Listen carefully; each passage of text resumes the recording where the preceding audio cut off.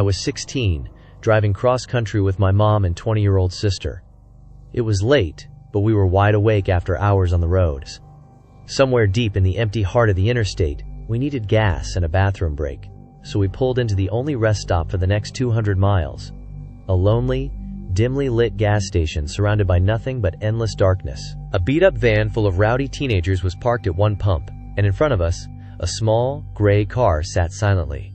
Two men stood outside it, still, rigid, and unnervingly silent. They didn't talk, didn't move, just stood there. The place felt wrong immediately. We'd stopped at plenty of remote rest stops before, but this one had a suffocating sense of unease, like we were trespassing somewhere we weren't supposed to be. While my mom and sister went inside, I stayed in the car, keeping an eye on the two men.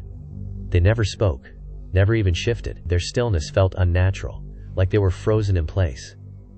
Suddenly, I heard the teenagers at the other pump arguing about something.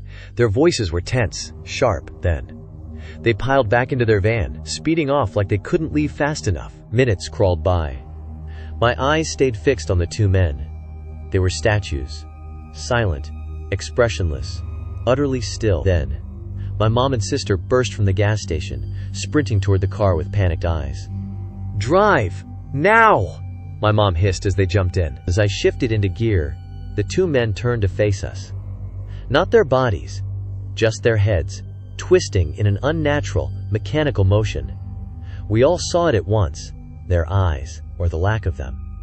No pupils, no sclera, just hollow, endless voids, darker than night itself.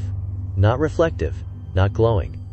Just nothing, a complete absence of light and life. My sister screamed as I floored the gas pedal, tires screeching as we sped into the night, leaving the gas station. And whatever those things were, far behind. We didn't stop driving until we reached the next city hours later.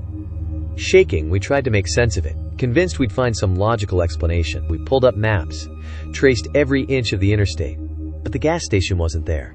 Not on Google Maps, not on paper maps, nowhere. We even asked locals, describing the strange, isolated rest stop, but they just stared at us, confused. According to them, there had never been a gas station on that stretch of road.